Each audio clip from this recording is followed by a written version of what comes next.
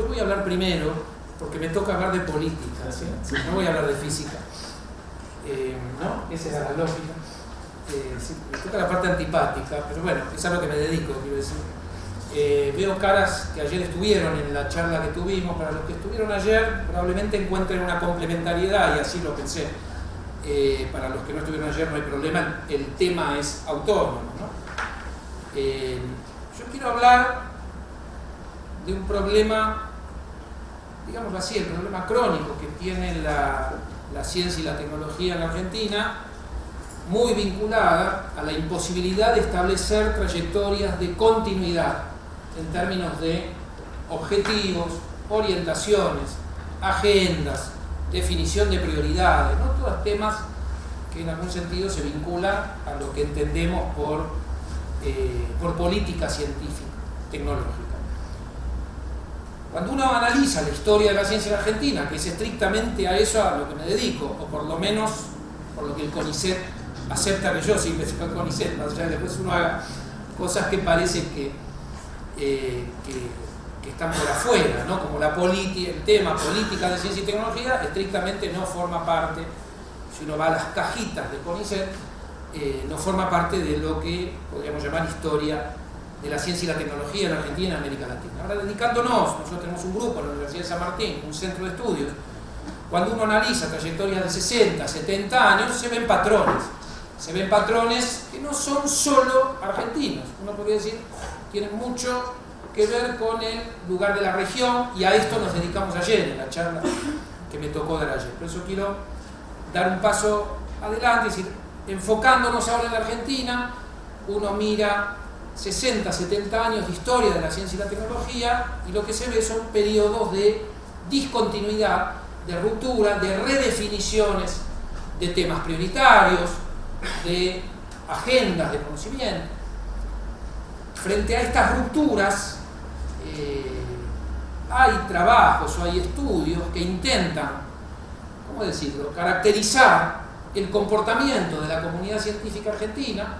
Ahora quiero decir dos palabras sobre esto del comportamiento o sobre conductas vinculadas a la comunidad científico-tecnológica en la Argentina, que tienen que ver justamente con intentar sobrevivir o llevar adelante carreras profesionales, integrando grupos, tratando de darle continuidad a los grupos, tratando de darle continuidad a ciertos temas que pueden pertenecer a disciplinas, ¿no? Esto que estoy llamando comportamiento o conducta tiene que ver, y esto es lo que puede sonar antipático, con comportamientos corporativos, ¿no? Es decir, uno mira una comunidad científica como la de Brasil y encuentra una entidad que se llama la Sociedad Brasileña para el Progreso de la Ciencia. ¿Por qué llamó la atención? Porque tiene su contraparte en Argentina, la Asociación Argentina para el Progreso de las Ciencias. Ambas responden a un modelo de institución que nace en Europa en el siglo XIX, ¿sí? La Sociedad Británica para el Avance de la Ciencia, la BAS, la British Association for the Advancement of Science, es hoy una de las grandes asociaciones que edita la revista Nature. En 1948, estoy corrido 100 años, 1848, la americana, la AAAS, la American Association for the Advancement of Science. Es decir, son modelos que edita la revista Science. En algún sentido, uno dice, ¿dónde está la comunidad científica norteamericana? Bueno, más o menos la puede identificar en la AAAS, ¿no? En la American Association. ¿Dónde está la comunidad científica británica o alemana? Y uno puede identificar estas instituciones que llevan adelante reuniones anuales, que circulan por todo el país, cada una en sus respectivos países, que llevan adelante tareas o programas de comunicación pública de la ciencia y la tecnología, no los únicos, pero sí proyectos o programas importantes. Suelen tener un rol muy relevante en las políticas de ciencia y tecnología, porque cuando un gobierno necesita dialogar con la comunidad científica, ¿con quién dialoga? Con las asociaciones para el progreso. Quiere decir, hay un actor político que representa a las comunidades científicas nacionales. Cuando uno va al caso de Brasil, Brasil reproduce este modelo. La Sociedad Brasileña para el Progreso de las Ciencias congrega a 20.000, aproximadamente 15.000, 20.000 investigadoras, investigadores todos los años en un lugar diferente de Brasil. Brasil tiene Ministerio de Ciencia y Tecnología desde el año 85, en algún momento lo dio de baja, después lo volvió a crear. Año 85, ¿no? En la vuelta a la democracia Brasil crea o se anima a crear un Ministerio de Ciencia. La Argentina no se animó a crear un Ministerio de Ciencia en ese momento. Sintetizo entonces, digo, cuando uno va a buscar la comunidad científica brasileña o el ministro de Ciencia de Brasil quiere dialogar con la comunidad científica brasileña, dialoga con la SBPC, la Sociedad Brasileña para el Progreso de la Ciencia. Ahí está el actor político que representa a la comunidad científico-tecnológica. Cuando uno va a la Argentina, ¿dónde está la comunidad científica? En la Asociación Argentina para el Progreso de la Ciencia. Bueno, no, chiquita. Son 20 personas que realizan algunas actividades, tienen algunas asociaciones detrás, pero la verdad que no representan, o se podría decir que no representan, o no tienen gran representatividad, se puede decir de muchas maneras, algunas más diplomáticas que otras, entonces, ¿dónde está la comunidad científico-tecnológica? No está en ningún lado. Es un monstruo de 100 cabezas. Lo digo en estos términos utilizando una metáfora que se utilizó en el 2007-2008 cuando se creó un Ministerio de Ciencia en Argentina y el ministro de Ciencia argentino decide dialogar con la comunidad científica y no la encuentra en ningún lado. ¿Dónde está la comunidad científica argentina? Bueno, lo vienen a ver, ¿no? Distintos grupos que se presentan como una parte importante de la comunidad científica, ¿sí? Pero esos grupos superan los 40, 50, y cuando hablo de 40, 50, esto está más o menos identificado con 40, 50 grupos importantes, representantes de distintos sectores, distintas disciplinas, regiones, ¿no? Y eso claramente representa una debilidad política, porque la comunidad científica, y con esta primera idea quiero cerrar este primer punto, hay una debilidad en la cual podríamos decir la comunidad científica en la Argentina o el sector de ciencia y tecnología en la Argentina no es un actor relevante o le cuesta ser un actor relevante, entre otras razones, porque no tiene una representación institucional consensuada, y esto es importantísimo, ¿no? Porque hay que ver la historia de la SBPC. Es una historia interesantísima.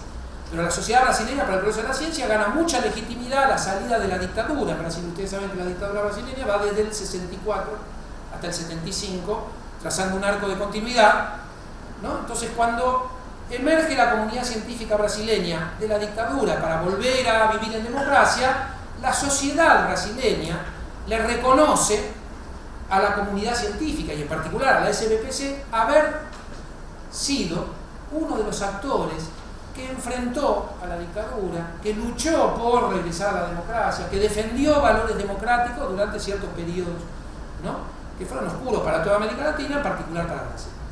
Entonces, digo, esa legitimidad de la comunidad científica brasileña nos da alguna clave para interpretar cosas que pueden ocurrir en Argentina. Cuando uno va con la mirada de la historia económica, de la historia política y de la historia científico-tecnológica, yo encuentro muy relevante un paper que se publica en Argentina en el año 82. Ahí está puesto el título, perdón, mi PowerPoint es una sola diapositiva, ¿sí?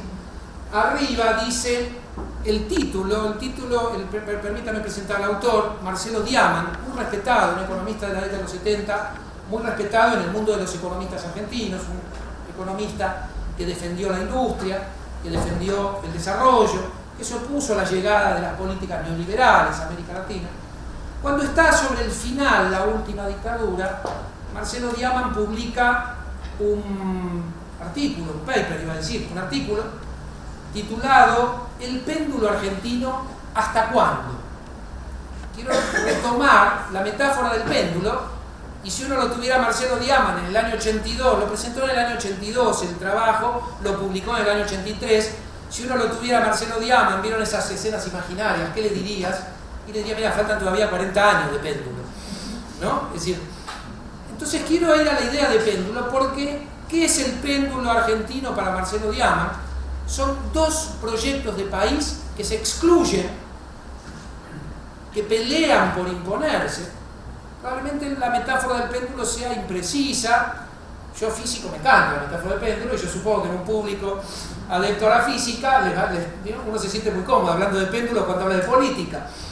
Pero quiero decir, la metáfora del péndulo puede tener algún límite porque hay que ver si hay simetría, ¿no? Si los dos proyectos de país tienen la misma legitimidad en términos democráticos, porque cuando uno va a la historia estrictamente, Diamant no es ingenuo y dice uno de estos dos proyectos fue el proyecto que encarnaron los golpes militares. Y el otro proyecto de país es el que encarnó, en general, los gobiernos democráticos o semidemocráticos, ¿sí? Como dice O'Donnell, hablando de semidemocracia, cuando hay partidos excluidos, ¿no? Partidos que tienen representatividad. Podría ser un péndulo balístico. Un péndulo balístico, ahí está. Y están los físicos ayudando a la teoría política, ¿no? Digo, no esperaba esto, pero buenísimo. De acá puede salir algo muy interesante entre las ciencias políticas y la física. Termino porque, quiero decir, termino con un cierre rápido. A mí lo que me interesa es presentar la idea, porque esto nos ayuda mucho a entender el presente.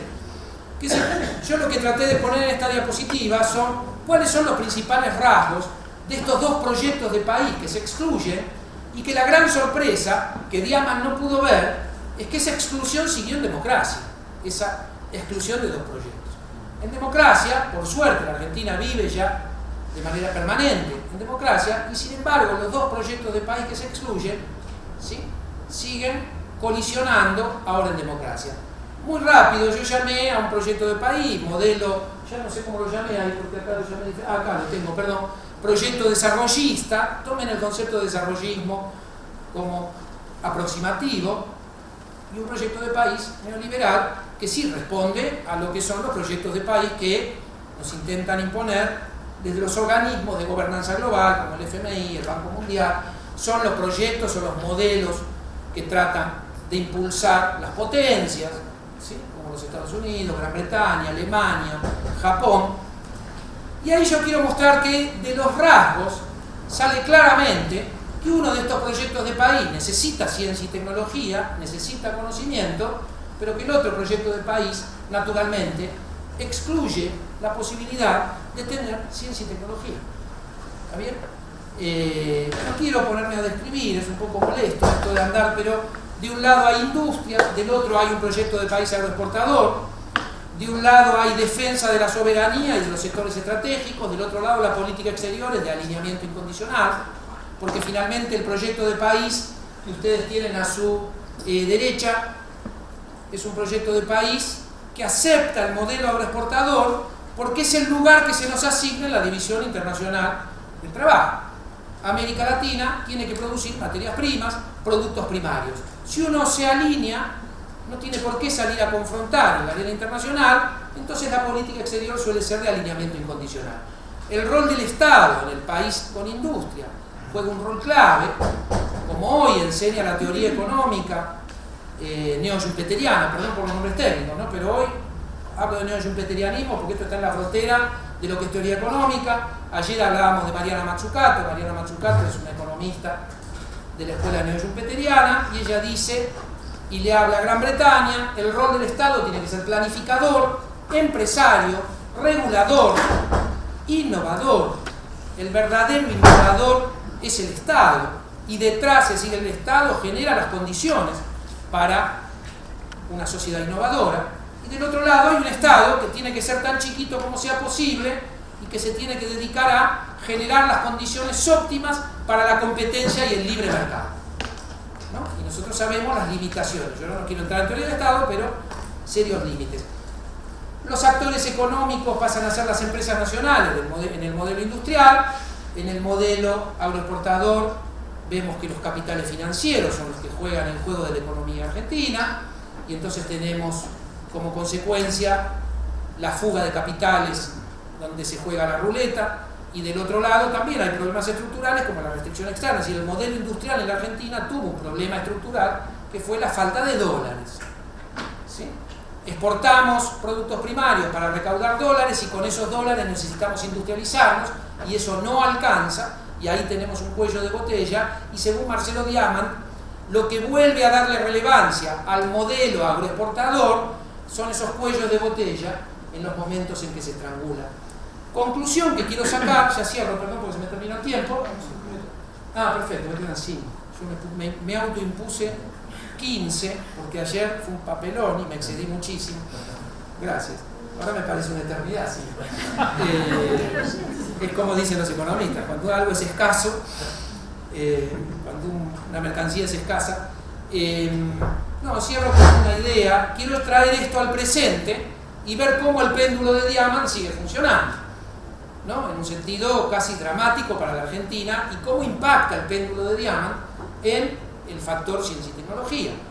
Teníamos un plan Argentina Innovadora 2020, ¿sí?, que se presenta en sociedad en el año 2011-2012, puede estar bien, puede estar mal, tenemos críticas para hacerle al plan 2020, pero el plan Argentina Innovadora 2020 había sido el producto de un país en desarrollo que intentó consensuar con los mecanismos que da la democracia. Por eso el Ministerio de Ciencia implementó mesas de implementación, fue toda una arquitectura social de gestión para consultar a todos los sectores relevantes de la comunidad científica argentina, del cual emergió lo que llamamos Plan Argentina Innovadora 2020. Eso se presentó o se publicó en el año 2012, ponía metas de crecimiento de la comunidad científica, necesitábamos llegar al 2020 con 5 investigadoras, investigadores, becarios, becarias por cada 1000 habitantes de la población económicamente activa, una meta entre muchas. Podría seguir diciendo metas, se definían prioridades, 34 núcleos socioproductivos estratégicos. Cambiamos de gobierno, la Argentina necesita tener plan nacional de ciencia por ley. No es un deporte, ¿tenemos plan o no tenemos plan?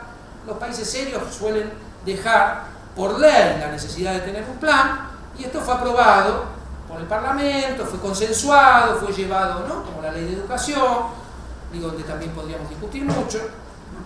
Llega un gobierno democrático que gana las elecciones, elimina el plan 2020 y nos dice que está elaborando el plan 2030. A ver, ¿qué hace un país, digo entre comillas, serio? Tenemos el plan 2020, necesitamos superar el plan 2020, generamos todo lo que sea necesario generar, ¿no?, esta articulación de consensos para ir reformulando las metas, mejorando el plan 2020. Cuando tenemos el plan 2030 reformulado y consensuado, la palabra consenso es clave, porque si vivimos en democracia es fundamental, ¿sí?, entonces sí, damos de baja el plan 2020, presentamos en el Parlamento el plan 2030 y la Argentina sigue teniendo plan, ¿no?, renovado. Vayan a mirar la historia del sector espacial, y eso es lo que viene haciendo el sector espacial. Lo pongo como un ejemplo virtuoso. El plan espacial se va renovando, se va mejorando, pero nunca el país se queda sin plan, porque la idea no es, no, esto no. Entonces, ¿cómo estamos hoy? Desde hace 2 años, yo en particular renuncié a mi lugar en el directorio de la Agencia Nacional de Promoción Científica y Tecnología, entre otras razones, por esto. Llega un gobierno democrático, redefine prioridades, redefine metas, cancela el plan Argentina Innovadora 2020, que no era un plan, perdón que lo diga de esta manera, no era un plan kirchnerista, era un plan que se había consensuado desde el Ministerio de Ciencia, se había hecho participar a toda la comunidad científica y había sido llevado al Parlamento. Y hoy parece que hay un plan 2030. ¿Y por qué digo parece? Yo los desafío a que lo encuentren, porque los funcionarios hablan de un plan 2030, ¿sí? Pero el plan 2030 yo por lo menos no lo conozco. Recibí algún borrador, pero de manera extraoficial. El borrador es otra cosa. La pregunta es con quién se consensuó, etcétera, etcétera. Cierro, ahora sí estoy en el minuto 19. Quiero decir esto: volvemos a estar frente a una oscilación del péndulo, que qué consecuencia en concreto, y esta es la idea más importante que me parece que deberíamos poder superar si pensamos que necesitamos una democracia consolidada, y que una democracia, si no tiene un proyecto de ciencia y tecnología, no le puede asegurar el futuro a nuestro país. Pensar que la ciencia y la tecnología necesita ser política de Estado, que la definición de política de Estado es aquella política que logra trascender las pujas partidarias. Esto pasa en los países centrales, no importa quién gobierna, demócratas, republicanos y laboristas o conservadores en Gran Bretaña, o lo mismo en Francia. Las metas de ciencia y tecnología se desfinancian un poquito más, se desfinancian un poquito menos. Uno ve a Trump debatiendo que hay que invertir más en defensa o no, defensa es fundamental. fundamental en Estados Unidos para la ciencia y la tecnología, pero las políticas mantienen su proa y eso es lo que se llama política de Estado. El gran problema de la ciencia y la tecnología en Argentina es un corolario del péndulo de Diamant que tiene que ver con que no logra consolidarse como política de Estado. Gracias. Disculpen. No.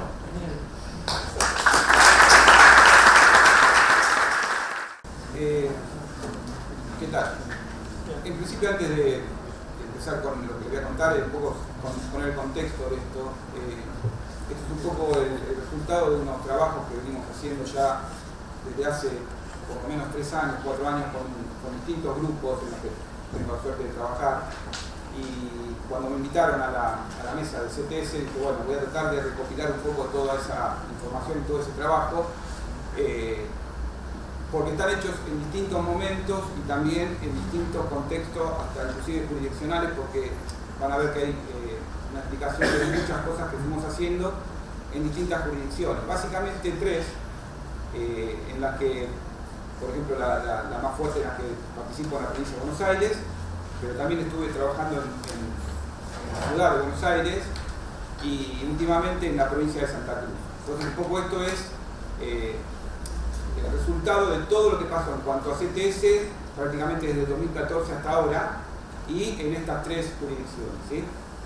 Yo acá arranco con esto de un marco de los núcleos de aprendizaje prioritario, los NAP, pero en realidad, bueno, Diego recién nombraba, y también creo que hablaron ayer en esta mesa, en este recinto, sobre la educación, la ley de educación nacional, ¿no? Desde el momento en que tiene el carácter de obligatorio, ya cambia totalmente la mirada, ¿no?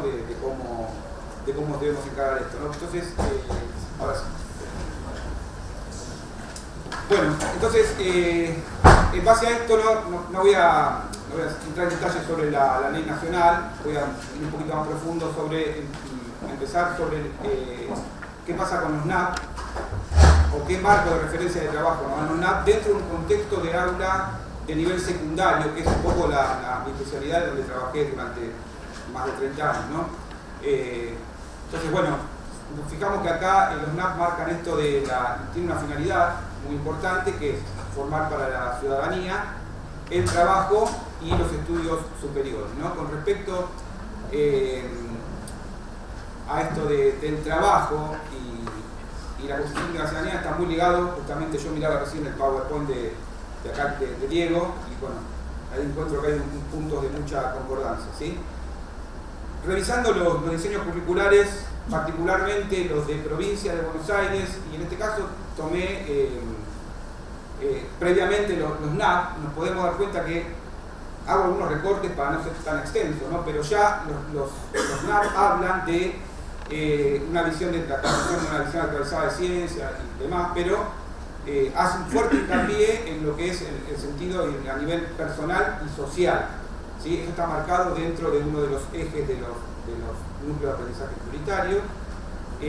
Tenemos, acá es otro recorte, problemas escolares contextualizados en cuestiones sociocientíficas, o sea que acá también dentro del NAP tenemos fuertemente marcado esta cuestión. Y por último puse esto de la identificación e implicación de los problemas sociocientíficos, donde también se le da una fuerte impronta a la relevancia social. O sea que dentro de los NAP, que son a nivel nacional obviamente, tenemos esta cuestión de el enfoque CTS dando vueltas, ¿sí? Ahora sí, en cuanto a los diseños curriculares, tomando algunos recortes,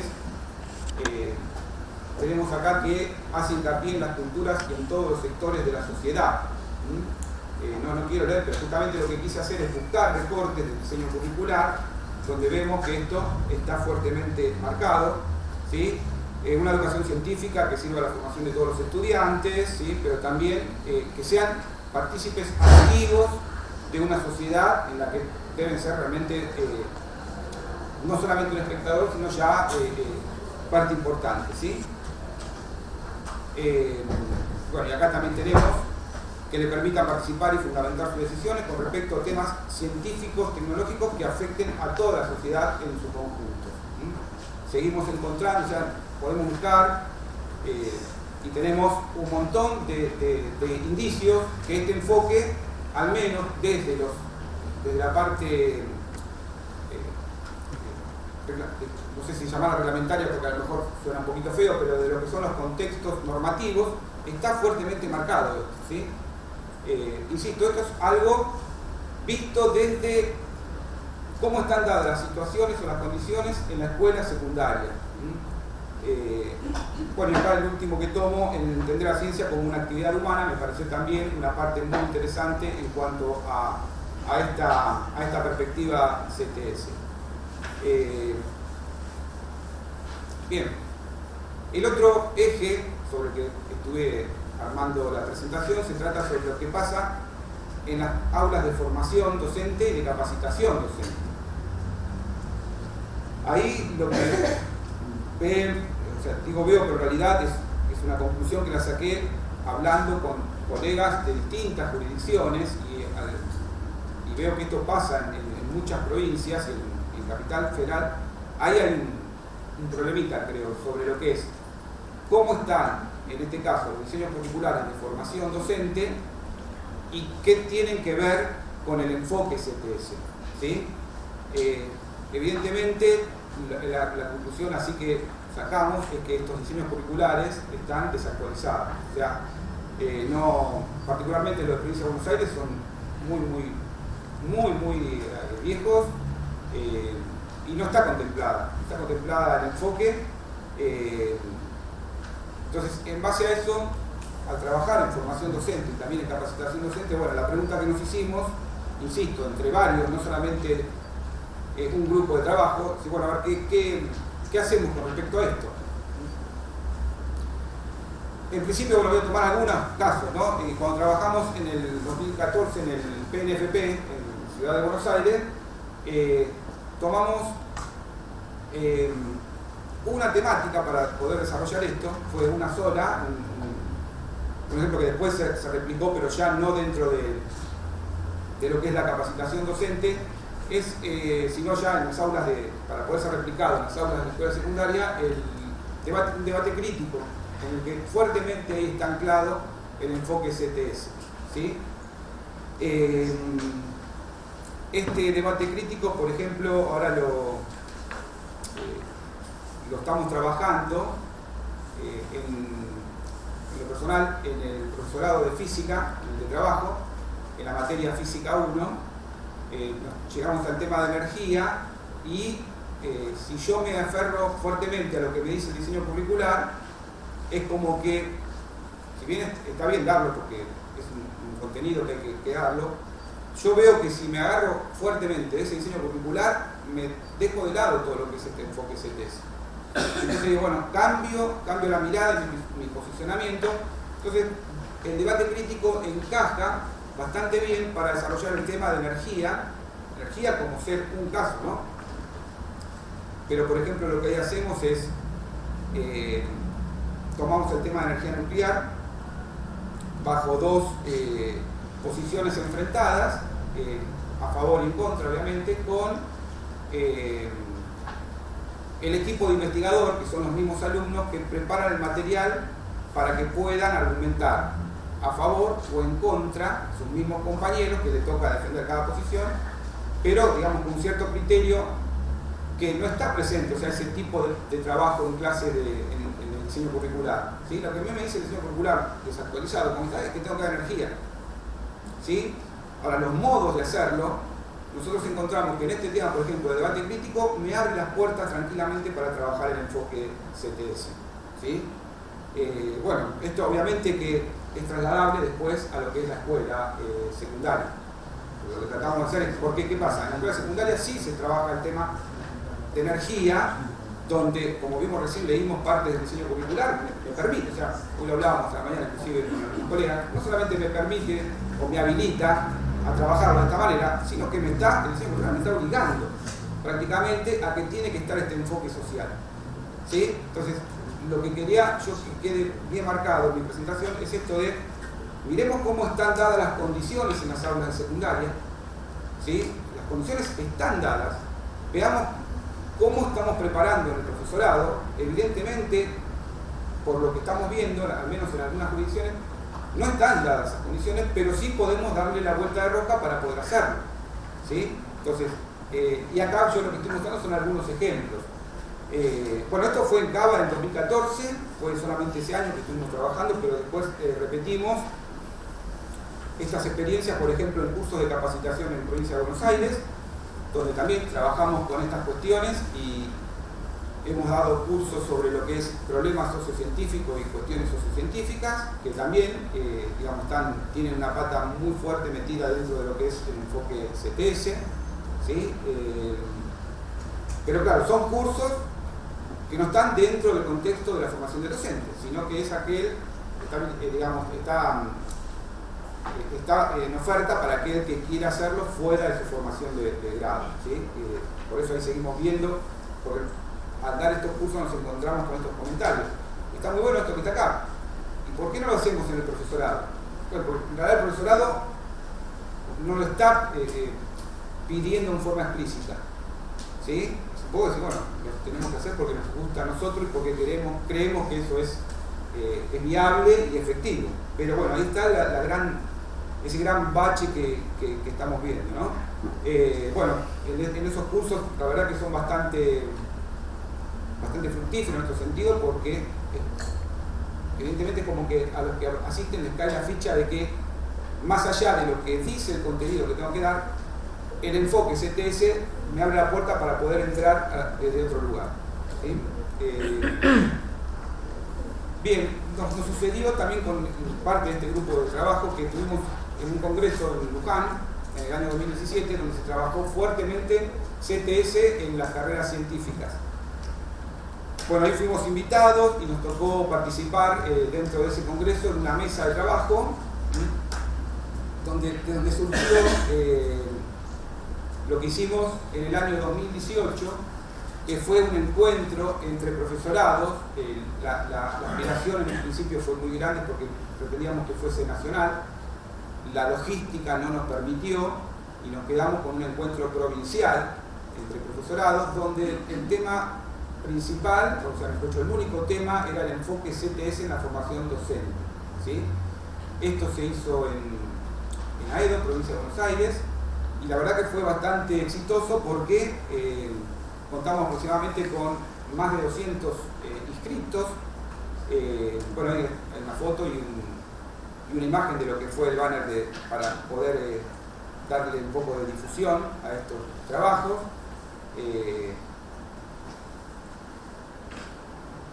Bueno, los resultados de esta reunión que hicimos ahora van a ser se van a publicar esos trabajos en una revista que se edita creo que sale de Ciudad Universitaria de Salta, que es Elemental Watson. La editora va a tomar esos trabajos que se presentaron y se van a publicar porque realmente fueron muy interesantes. Yo tengo hoy para mostrar después, si te da tiempo, la lista de todas las actividades que se hicieron en una jornada de solamente un día, ¿sí? Después, si hay tiempo, la muestro para que más o menos poder ver de qué se trató el encuentro ya en forma más específica, ¿no? Bueno, otra de las cosas que también estoy trabajando con otro grupo, pero que a mí acá, por eso insisto con esta explicación, me resultó interesante mi participación acá, en el sentido de que estas cuestiones las venimos discutiendo desde muchos lugares y desde hace ya varios años. Entonces es como que veo que sí, está bien, todo esto se puede enganchar, podemos encontrar un hilo conductor bastante coherente, ¿no? Que no son ideas disparatadas o que aparecen por cualquier lugar. Insisto, inclusive recién viendo la diapositiva de Diego veía que yo de ahí puedo tomar tranquilamente 2 o 3 mínimos puntos y colocarlos dentro de mi presentación. Por eso es que estoy mostrando desde distintos lugares, ¿no? El Consejo Provincial de Educación de Santa Cruz, ya desde el año pasado venimos trabajando con talleres que damos en diferentes lugares de la provincia. ¿Quedan 5 nada más? Bien, en 5 lugares, dimos 6 ateneos. 5 minutos. Recorrimos distintas localidades y ahí también se trabajó porque las distintas áreas, historia, pedagogía de memoria, matemáticas, ciencias naturales, epistemología y tecnología, porque los tres profes que estuvimos trabajando el año pasado no nos conocíamos y este año coincidimos en los días y vimos que realmente estábamos haciendo de una manera u otra CTS, ¿sí? Para lo cual dijimos, bueno, ya la próxima serie lo trabajaremos de una manera más armadita y netamente bajo la mirada de este enfoque. Bueno, ya por último voy terminando. El año pasado hicimos en provincia de Buenos Aires un encuentro, lo que llamamos Educatón, donde participaban aproximadamente 70 docentes de nivel secundario. Nos reunimos y se les entregaba desafíos científicos para que puedan resolver. Este es uno, no lo vamos a leer por poco tiempo, pero básicamente la pregunta, hay un contexto y una pregunta es, en este caso, ¿qué se hace cuando un satélite ya deja de ser útil? ¿Qué podemos hacer con él? ¿Sí? Está bueno porque se juntan docentes que son más o menos de las mismas áreas, de matemáticas, física, ciencias naturales, y se les entrega el desafío y tienen que resolverlo durante 2 jornadas de trabajo. Esto después es extrapolable al encuentros que ya se hacen con chicos, en el que participan alrededor de 500 chicos, y justamente el Educatón surgió porque primero se realizaron estos encuentros con chicos. A los docentes les gustó mucho el tratamiento de la ciencia y la tecnología desde este aspecto, entonces pidieron ellos ser capacitados para poder armar ellos en cada escuela después su propio encuentro con desafíos científicos, ¿sí? Los desafíos científicos que se ponen ahí, hice una captura de pantalla, se dividen en cuatro grupos, uno de ciencia y arte, el otro ciencia de la vida, ciencias espaciales y gestión territorial. Ahí lo complicado que se nos hace a nosotros es esto de armar el desafío, porque tiene que tener una terrible impronta social, porque si no es como que no estamos yendo a donde queremos ir, ¿sí? Plantear estos desafíos realmente es un gran desafío porque son problemas que no es que uno puede encontrar en un libro o en internet, ¿sí? Hay que inventarlos, hay que diseñarlos y bueno, es un trabajo realmente, ¿sí? Bueno, ya voy cerrando. Para esto, el final sería un poco qué pasa con la presencia de este enfoque y directamente la relación en la práctica docente, ¿no? Un poco sería la conclusión y como reflexión final, ¿no?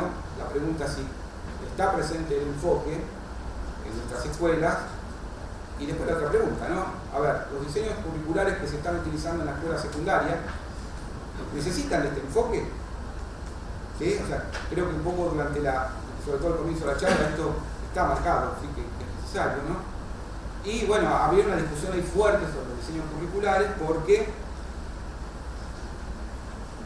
en ciertos casos es muy explícito que es necesario, pero en otros hay que leerlos y releerlos y recontraleerlos, porque es lo que yo veo que les pasa a muchos de los profes que empiezan con esto y empiezan con la docencia y a lo mejor están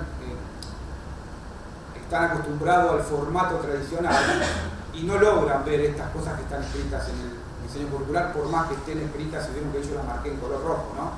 Pero bueno, yo siempre digo, bueno, hay que leerlo, releerlo, compararlos con otros, digamos, de otros años. Inclusive tuve la posibilidad por eso de compararlos por una cuestión de trabajo con otras proyecciones y veo que esto está metido, ¿sí? Más allá de algo muy importante que es la coherencia que tienen, ¿no? Y bueno, entonces la pregunta también es si debe quedar ligado entonces a la buena voluntad de los docentes, ¿sí? Porque al no estar, uno dice, no, mi formación no me enseñaron esto. Bueno, entonces quedamos la voluntad de cada uno, es una cuestión que también me parece que es para discutir, ¿no? Y bueno, después entonces, ¿qué hacemos con estas preguntas, ¿no? Que suceden en las escuelas?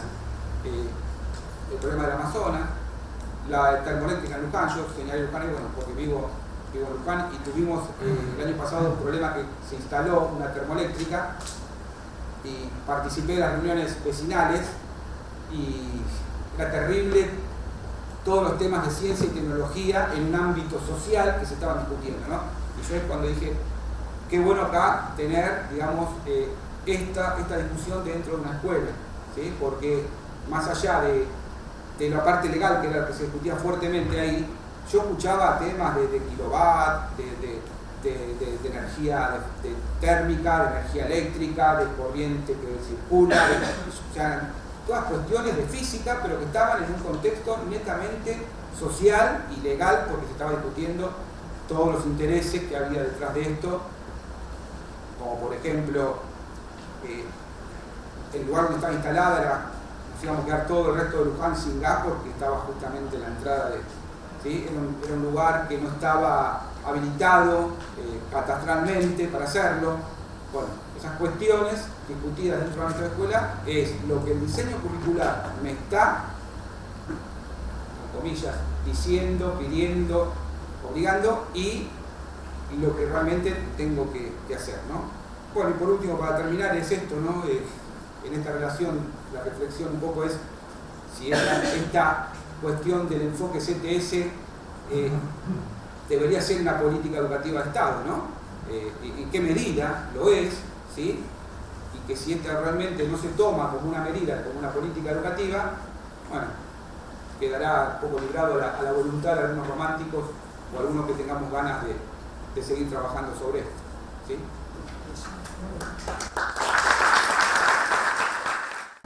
Hola a todos, todas, yo soy Soledad Casasola, artístico el nombre, no se lo van a olvidar.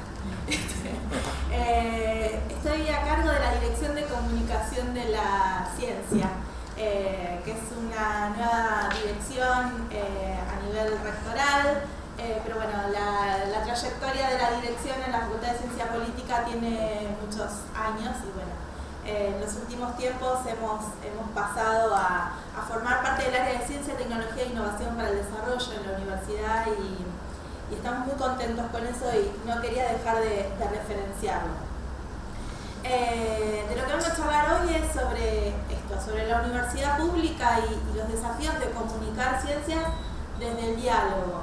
Y es como si hubiéramos coordinado con la presentación de Carlos, porque la verdad muchas de las cosas que quiero charlar hoy con ustedes están en sintonía con lo que él mencionaba. Me gusta comenzar por ahí las charlas con una referencia acerca de revisar sus teléfonos, ¿no? Y pensar en esos navegadores de los móviles, cuáles han sido las últimas búsquedas que han hecho. Ustedes son especialistas o docentes o en algunos casos investigadores y por ahí no les llame tanto la atención, pero muchos de nosotros, ciudadanos comunes, googleamos o buscamos en las redes sociales información relacionada con ciencia y tecnología todo el tiempo. Esta referencia que hacía Carlos a lo que sucedía en la ciudad de Luján, yo creo que cualquier ciudadano de la ciudad debe haber buscado muchos de los datos o de los cuestionamientos o de las cosas que se preguntan a diario con el asentamiento de este nuevo espacio, términos que están relacionados con la física, pero también con el medio ambiente y con la salud y con distintas disciplinas y con distintas visiones de las ciencias. Entonces, si miramos nuestros navegadores vamos a ver que muchas de esas búsquedas están relacionadas con estas cuestiones y que en esas respuestas que los ciudadanos están buscando o los alumnos están buscando, en el caso de la educación concretamente, no está la voz de la universidad pública o no está claramente definida o claramente referenciada como tal. Entonces, como docentes o como gestores de la comunicación de la ciencia nos preguntamos, bueno, pero si la gente, y hago este paréntesis, hablo de redes sociales y espacios digitales porque es un lugar donde generalmente estamos haciendo comunicación social de la ciencia por distintos motivos, por cuestiones de recursos económicos, de recursos humanos, de llegada a otros públicos. Entonces, muchas de las referencias que voy a hacer tienen que ver con con los espacios digitales y las redes sociales, pero no necesariamente porque nos dediquemos solo a eso, sino porque, bueno, es un insumo, son plataformas que con las que usualmente trabajamos. Entonces, bueno, les decía, ¿qué es lo que vamos encontrando en esos espacios digitales? Y hay de todo. Y en ese de todo vamos a encontrar resultados parciales, estudios preliminares, que no son falsos necesariamente, pero son sesgados o no están completos, noticias falsas, las famosas fake news que están de moda, publicaciones que son precisas y otras que no lo son tanto, información específica, muy difícil de comprender por los ciudadanos y que, bueno, necesitan por allí distintos niveles de profundidad para poder acceder a ella, y también fuentes confiables, ¿no? De todo. A partir de esta referencia y esta pregunta de, bueno, si encontramos todo esto, si en internet a un clic estamos cerca de poder obtener información, ¿cómo referenciar lo que producimos desde los espacios de ciencia y tecnología de nuestra universidad para que sean fácilmente encontrables no solamente por nuestra comunidad educativa, la que tenemos en los salones todos los días, sino también aquella que está en el ciberespacio, ¿no? Hace un par de años me encontré con un trabajo en la revista Science de Dominique Brossard, que es la primera autora. Ella menciona una cosa que en el momento en el que publicó este artículo en Science no estaba tan difundida, y es esto de que es necesario que los científicos y los investigadores nos hagamos cargo de lo que estamos investigando en el sentido de su comunicación. Porque hay tanta información circulando y hay tanto tomar esa información y reproducirla de manera de que no estamos teniendo control o no estamos viendo qué es lo que está sucediendo, que los puntos de vista de la sociedad se van moldeando por otras opiniones que muchas veces toman nuestros trabajos o toman lo que se produce en nuestras universidades, pero de una manera que no es la deseable o no es la certera. A partir de eso quiero dejarles algunas referencias o algunos pensamientos. En principio, que como docentes y como investigadores o como científicos necesitamos saber realmente qué estamos haciendo respecto de la comunicación de nuestros trabajos, respecto de lo que estamos haciendo en nuestros laboratorios o en nuestros institutos o en las aulas. Y acá me quedo con la definición del principio de Carlos cuando habla de entender a la ciencia como un proceso de la cultura, ¿no? Como una referencia cultural que no necesariamente tiene que ver exclusivamente con resultados, sino con procesos. Y contar esos procesos se vuelve de relevancia, contar quiénes son aquellos que investigan, en qué condiciones se investigan, qué instituciones entran en tensión y en relación en estos procesos de producción de conocimiento, se vuelve algo sumamente importante.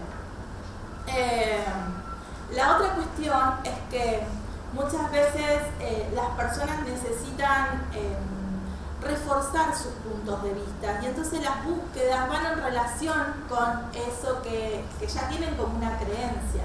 Entonces la responsabilidad de contar nuestra perspectiva desde las investigaciones científicas se vuelve relevante en este sentido. Y cuando hablo de comunicar, no hago referencia solamente a la transmisión de información o a la transmisión de datos, sino a la comunicación como un proceso mucho más complejo. Y ahí viene la cuestión del diálogo, ¿no?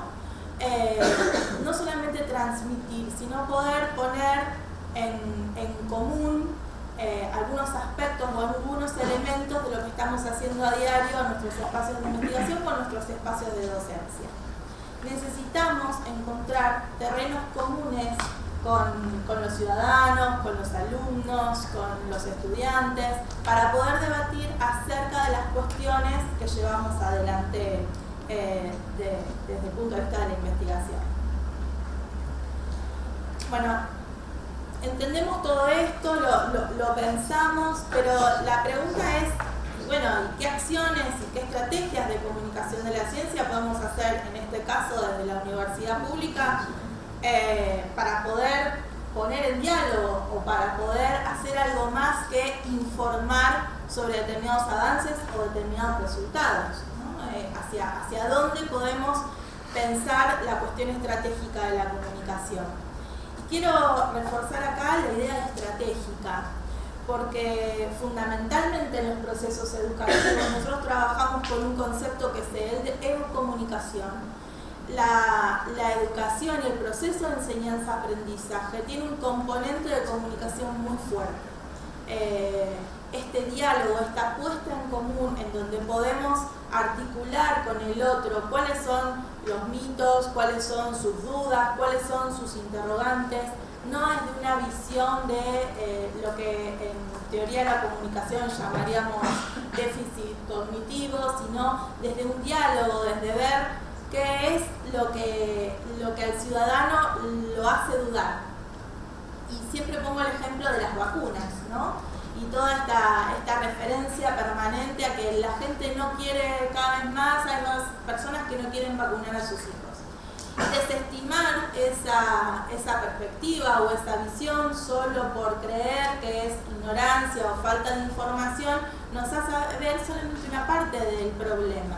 Hay personas que deciden no vacunar a sus hijos porque tienen determinadas creencias, porque han accedido a determinada información, son personas formadas, son referentes en muchos casos, pero toman esa decisión y para poder avanzar en políticas de salud pública, como es la cuestión de la vacunación, es necesario entrar en diálogo con ellos y ver cuáles son esos motivos para poder desarticularlos. Esta referencia es simplemente a título de ilustrar, pero sucede con muchas otras cuestiones.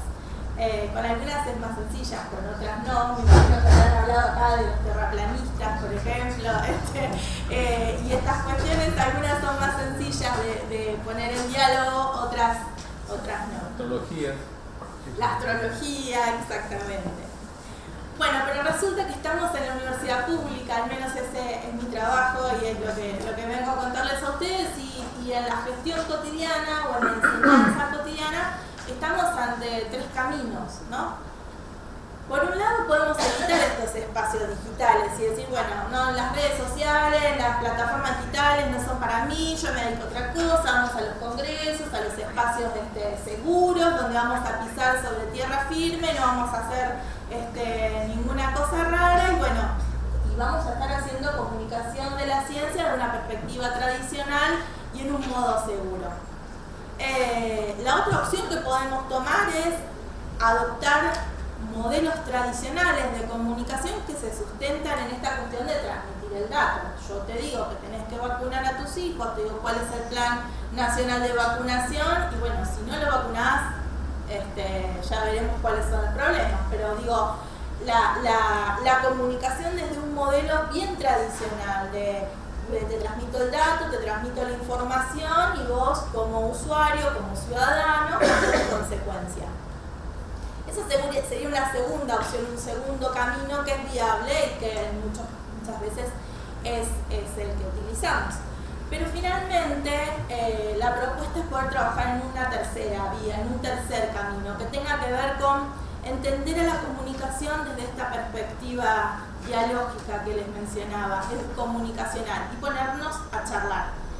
Y esa charla nosotros la hemos interpretado y la hemos hecho concreta con algunas acciones que me gustaría contarles, pero no voy hasta todavía. A modo de ejemplo, en el año 2017, a fines del 2017, desde la dirección hicimos un concurso de memes sobre ciencia. Y cuando lo presentamos, dijimos, bueno, estaba abierto a estudiantes secundarios y estudiantes universitarios del primeros años.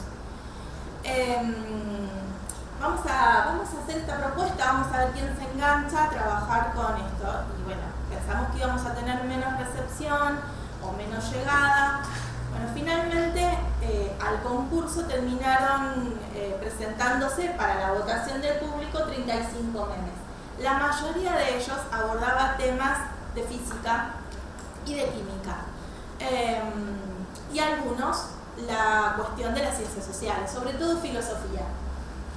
Una vez que nosotros tuvimos esa recepción y nos dimos cuenta de que, bueno, habíamos llegado a un público que no es tradicionalmente el público con el que trabajábamos, dijimos, a partir de acá, si verdaderamente hablamos de una articulación y de un diálogo con esta comunidad a quienes le estamos haciendo una propuesta y nos responde qué es lo que sigue. Entonces invitamos a un doctor en química de la Facultad de Ciencia Bioquímica a que viniera a contarnos la ciencia que había detrás de esos memes que habían sido ganadores del concurso, los que habían sido más votados, los que se habían llevado los premios.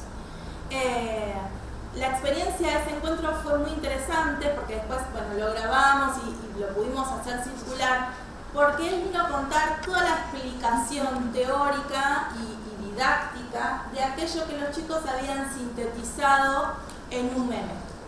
¿Los memes saben qué son? ¿Sí? Bueno. Utilizan el humor como un recurso sumamente importante. Nosotros en las bases pedimos que fueran absolutamente fidedignos, o sea, que no se tergiversara aquellas fórmulas o aquellas referencias científicas que se utilizaran. Y los que pasaron finalmente al concurso habían sido revisados y había sido constatado que efectivamente cumplían con esto establecido en las bases. Bien, eso quería contarlo como un ejemplo de lo que en concreto nos pareció que era articular lo que decíamos desde el diálogo. La importancia de poder hacer esto tiene que ver con que, sobre todo en redes sociales, si no salimos, si no contamos, si no producimos contenido pensando en esos usuarios que están con sus móviles, con sus dispositivos en la mano, habrá otros que llenarán esos espacios. Entonces nos cabe una responsabilidad para poder producir esos contenidos. Como les decía, estas estrategias de comunicación que están sustentadas en el diálogo tienen que ver con estos elementos. Partir de inquietudes, como mencionaba Carlos, algo que está afectando a nuestra comunidad, a algunos sectores, a algunos actores sociales. No focalizar solamente en los resultados, sino también contar cómo son esos procesos para llegar a determinado resultado que a veces llega y a veces no llega. Los temas de agenda, ver cuál es la ciencia o las ciencias que se esconden en las reflexiones a partir de lo que vemos en los diarios o lo que va circulando en los distintos espacios. Pensar los públicos de manera diversa, no podemos hablar de la misma manera a todos los públicos a los que queremos llegar. Y finalmente, trabajar en el interesamiento, que es un concepto que para nosotros es fundamental, que es de Bruno Latour, que es un filósofo francés. Él dice que la ciencia por sí misma no es interesante, solo le interesa a los científicos. Pero si encontramos distintos cursos de acción, podemos hacer que otros públicos la encuentren interesante porque tiene objetivos educativos, porque tiene un costado divertido, porque puede ser interesante para tomar partido o posición sobre alguna cuestión.